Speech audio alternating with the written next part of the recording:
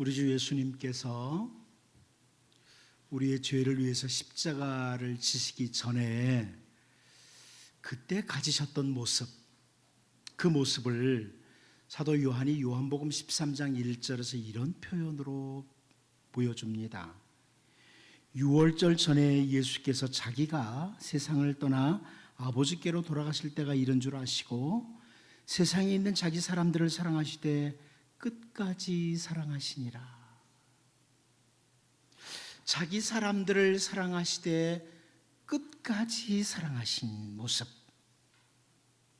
그 모습을 우리 주 예수님께서 친히 행동으로 보여주시지요. 우리가 잘 알고 있는 제자들의 발을 닦아주시는 그 행동이십니다. 제자들의 발을 닦아주시는 모습. 그렇게 사실 제자들이 도무지 이해할 수 없는 이런 행동을 하신 후에 우리 주님께서는 자기중심적이요 이기적인 그 제자들을 향해서 요한복음 13장 14절에서 내가 주와 또는 선생이 되어 너희 발을 씻었으니 너희도 서로 발을 씻어주는 것이 옳으니라, 이런 말씀을 해 주셨습니다. 우리 주 예수님이 기대하는 그런 공동체, 가정이나 교회나 우리 주님이 기대하시는 공동체, 주님이 원하시는 그런 신앙 공동체의 모습이 이거다. 내가 주로서 혹은 선생으로서 너희들의 발을 씻었으니까 너희들도 서로 발을 씻어줘라. 이런 공동체로 이루어가라, 이런 말씀입니다.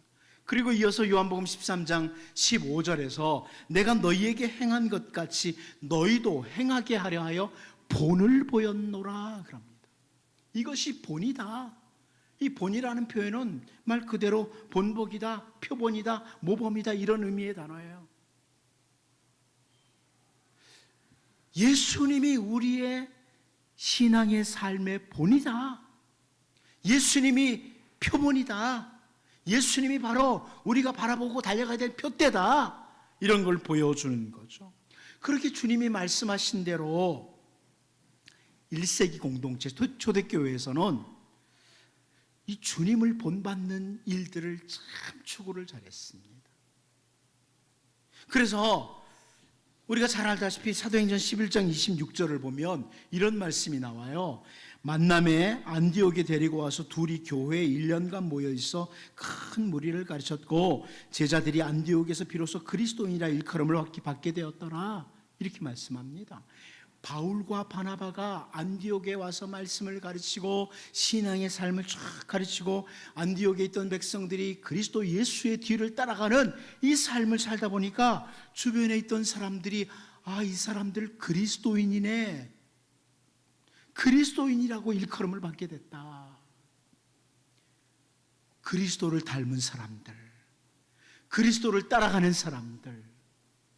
어떤 학자는 아예 작은 그리스도 이렇게 번역을 하죠. 그리스도인이라는 말을. 이렇게 초대교회에서는 예수님을 본으로 삼고 따라가는 이런 삶을 살았던 겁니다.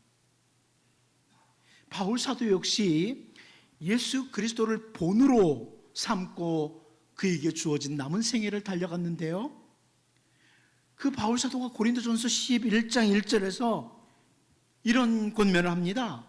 내가 그리스도를 본받는 자가 된 것 같이 너희는 나를 본받는 자가 되라, 이렇게 말씀을 하십니다. 저는 이 구절을 볼 때 이렇게 해석을 합니다.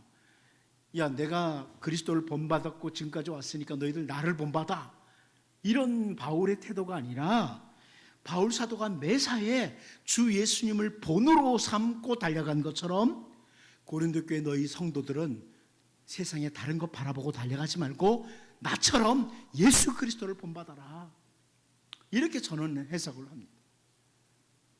그리스도를 본받는 자가 되라. 내가 그리스도를 본받는 것처럼 너희는 내가 그러는 것처럼 그리스도를 본받는 자가 되라, 이런 의미라고 봅니다.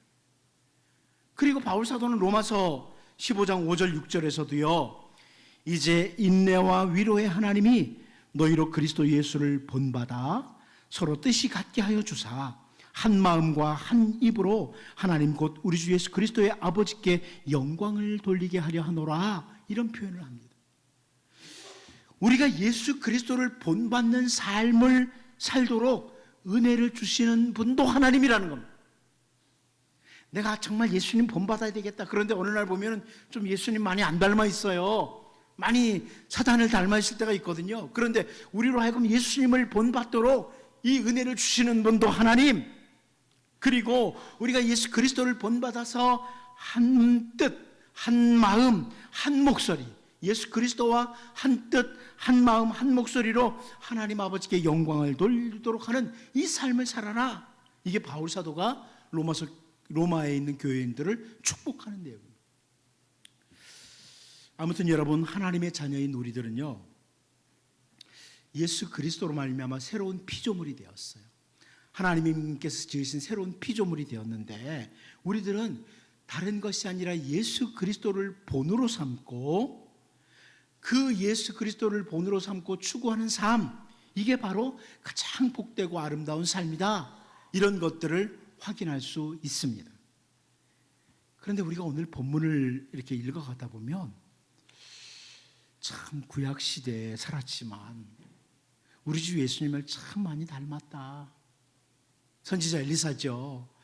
참 예수님 많이 닮았네. 이런 모습을 보는 사람이 바로 오늘 본문의 엘리사입니다. 그래서 오늘 본문을 살피면서 우리도 한번 돌아보고, 나는 얼마나 많이 예수님 닮아 있느냐, 예수님을 만난 지 어느 정도 시간이 흘렀는데 예수님을 얼마나 많이 닮아 있는가 내가, 아니면 세상에 정말 절대 닮지 말아야 될 그런 모습으로 내가 변해가고 있지는 않는가, 좀 돌아보면서 예수 그리스도를 본으로 삼고 달려가는 우리 모두가 될 수 있기를 원합니다. 첫 번째로 저는 오늘 본문을 통해서 또다시 기도하는 엘리사의 모습을 보게 됩니다. 또다시 기도한다. 우리 본문 20절 같이 한번 읽어보겠습니다. 같이 보겠습니다. 시작. 사마리아에 들어갈 때 엘리사가 이르되 여호와여, 이 무리의 눈을 열어서 보게 하옵소서 하니 여호와께서 그들의 눈을 여심해 그들이 보니 자기들이 사마리아 가운데에 있더라. 아멘. 이 눈이 어둡게 된 아람의 군사들을 이끌고 사마리아까지 왔습니다. 도단성에서부터 사마리아까지 약 18km라고 그랬어요. 그 18km를 이끌고 왔던 이 선지자 엘리사가 그 사마리아에 딱 들어온 후에 다시 여호와여 하고 기도를 시작하는 이 모습을 보여줘요. 또 다시 기도하는 이 모습. 우리는 앞부분에서 봤죠.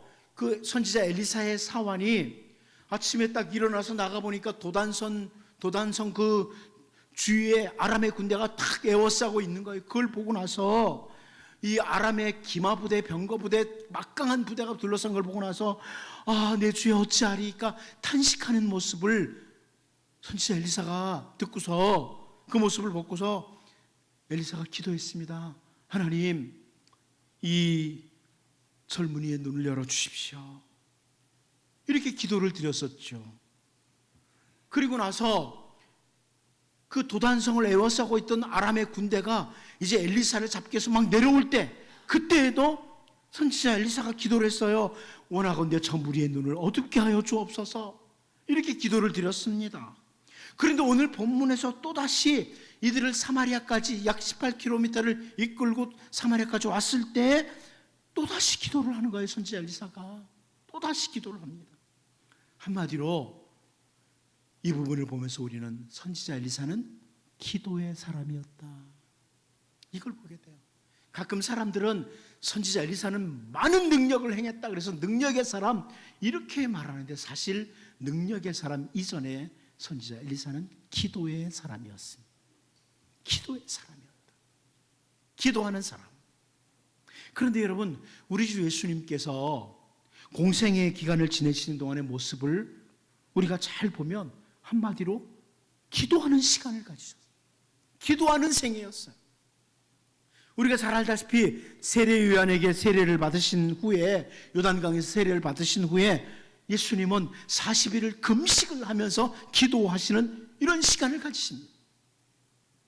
그리고 마가는요, 마가복음 1장 35절에서 새벽 아직도 밝기 전에 예수께서 일어나 나가 한적한 곳으로 가서 거기서 기도하시더니 이렇게 기록을 해줍니다.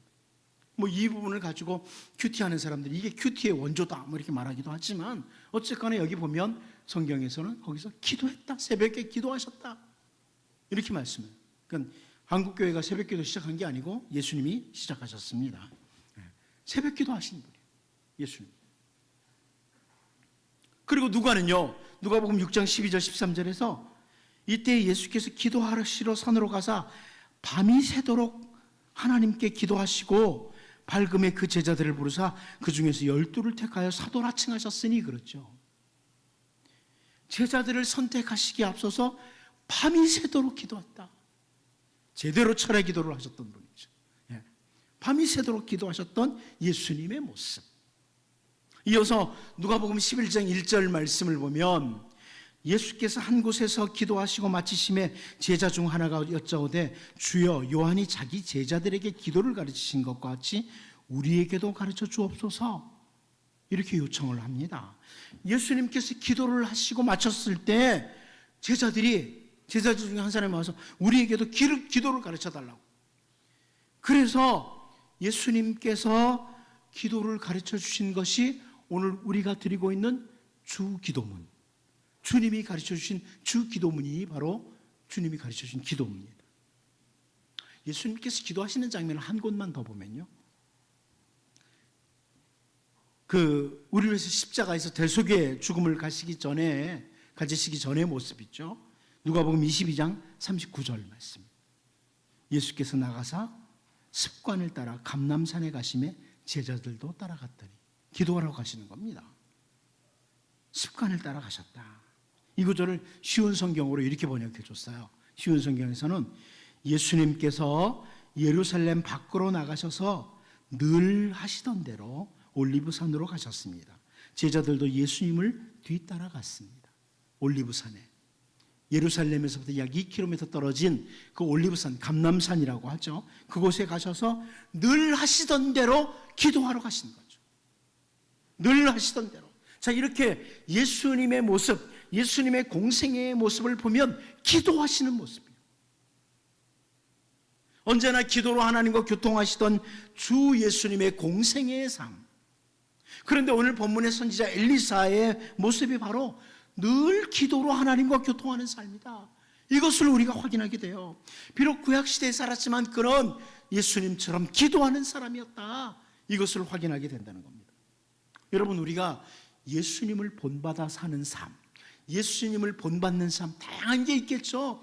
아, 내가 예수님처럼 이렇게 말을 해야 되겠다, 나는 예수님처럼 이렇게 해야 되겠다, 본받는 삶이 다양하게 있지만 그 무엇보다도 우리가 예수님처럼 기도하면서 하나님과 늘 교통하는 삶, 이것을 우리가 따라가야 되는 겁니다.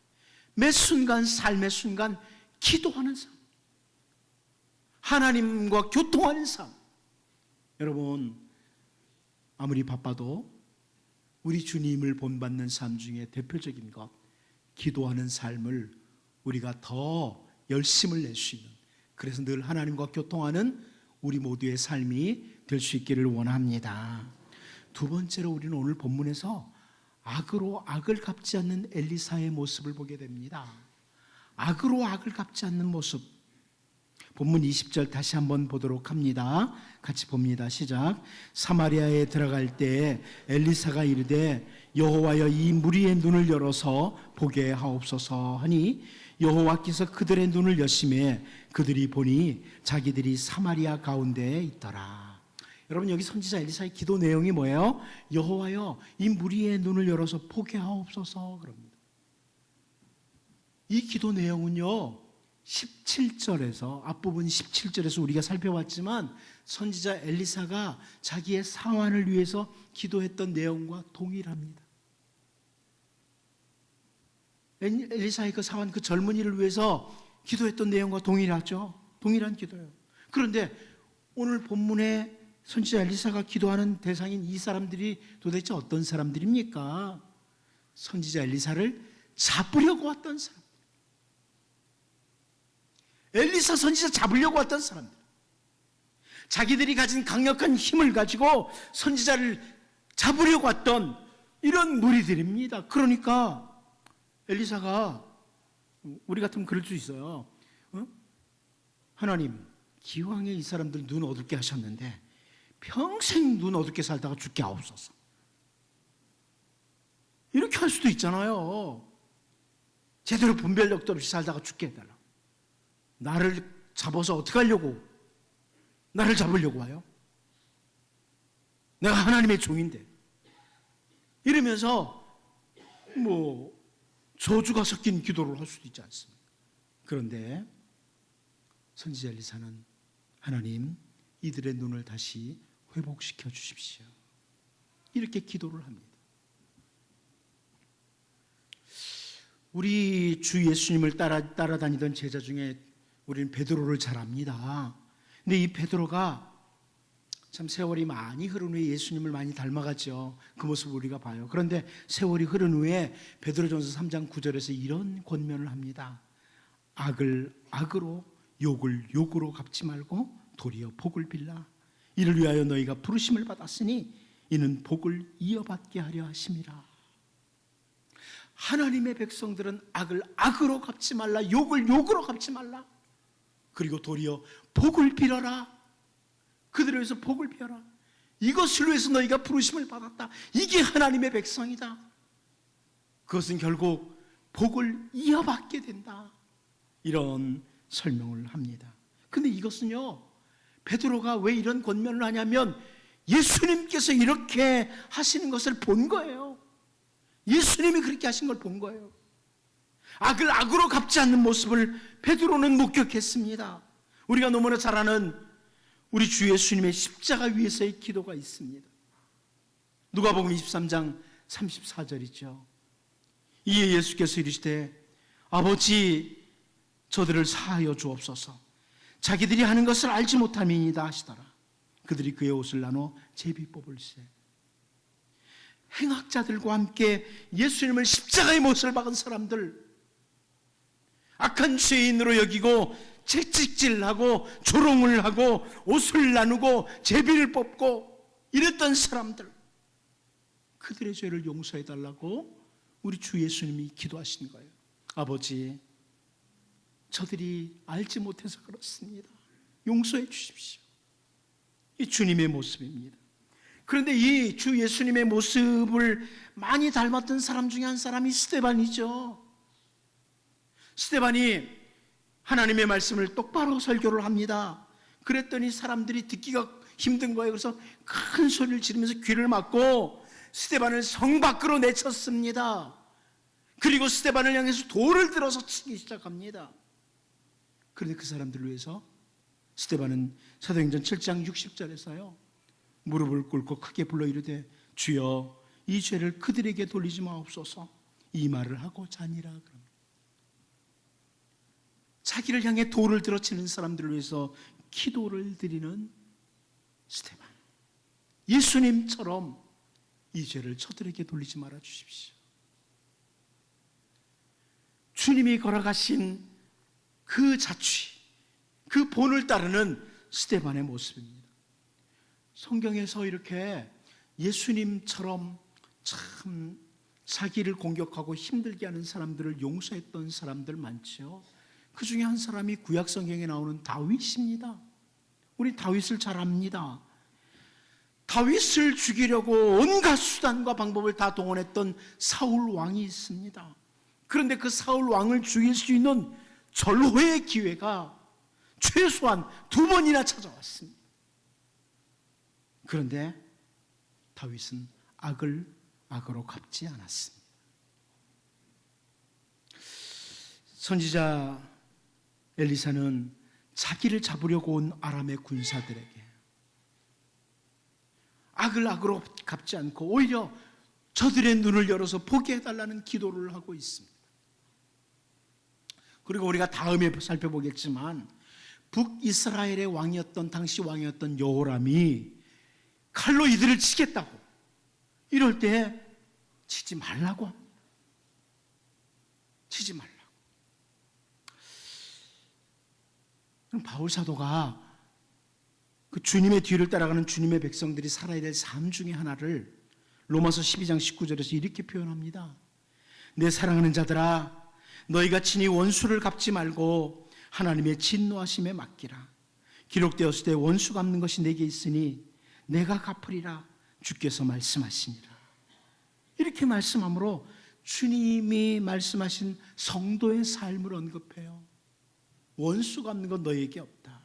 성도는 악을 악으로 갚는 자가 아니라는 겁니다. 그리고 오히려 반대로 로마서 12장 20절 21절을 보면 내 원수가 줄이거든 먹이고 목마르거든 마시게 하라. 그리함으로 네가 숯불을 그 머리에 쌓아 놓으리라. 악에게 지지 말고 선으로 악을 이기라. 여러분, 상당히 차원 높은 삶을, 신앙의 삶을 여기 알려주고 있습니다. 어떻습니까? 여러분을 힘들게 하는 사람 있나요? 여러분을 괴롭히는 사람들이 있습니까? 우리 주님이 그러신 것처럼 그들을 위해서 기도하셔야 됩니다. 복을 빌 수 있어야 되는 거죠. 참 어려운 일입니다. 쉽지 않은 일입니다. 그러나 주님을 따라가는 삶이 이겁니다. 주님을 본받는 삶이 이겁니다. 주님 닮은 삶이에요. 나를 힘들게 하는 사람, 나도 악으로 갚을 수 있는 것은 누구든지 할 수 있습니다. 쉽지 않은 일이지만 주님이 우리에게 원하시는 삶이죠. 악으로 악을 갚지 말아야 되는 이 정도가 아니라 한 걸음 더 나아가서 선으로 악을 이겨라. 이렇게 말씀을 하세요. 선으로 악을 이기라. 솔로몬을 통해 주신 말씀 가운데 잠언 17장 13절을 보면 잠언 17장 13절에요. 누구든지 악으로 선을 갚으면 악이 그 집을 떠나지 아니하리라. 이렇게 말씀을 합니다. 이 말씀 무슨 말씀이에요? 이 세상에는요, 악으로 선을 갚는 사람이 있다는 말씀. 우리가 선으로 되어 있는데 악으로 갚는 사람이 있어요. 혹시 경험 안 해보셨나요? 저는 지금까지 살아오면서 그런 경험들을 몇 번 했어요. 정말 선하게 되어 있는데 악으로 갚는 사람들이 있어요.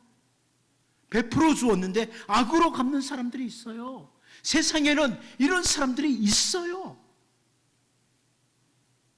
그런데 예수 그리스도를 본으로 삼고 사는 백성은 당연히 악으로 선을 갚는 사람, 이런 사람 돼서는 안 되고, 악으로 악을 갚는 자가 돼서도 안 되고, 선으로 악을 이기라고 합니다.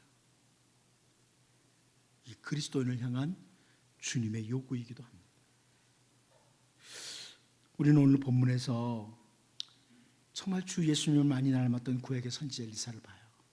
자기를 잡으러 온 사람,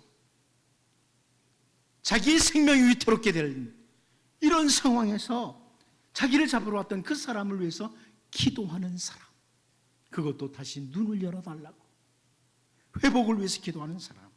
여러분, 이 모습을 보면서 우리도 예수님처럼 선으로 악을 이길 수 있는 이런 차원 높은 하나님의 백성으로 서도록 기도하고 또 기도하고 최선을 다해 달려갈 수 있는 이런 은혜가 있기를 원합니다. 마지막 한 가지 더 봅니다. 항상 들어주시는 하나님을 절대 신뢰하는 엘리사다. 항상 들어주시는 하나님, 그 하나님을 신뢰하는, 절대적으로 신뢰하는 엘리사의 모습을 보게 됩니다.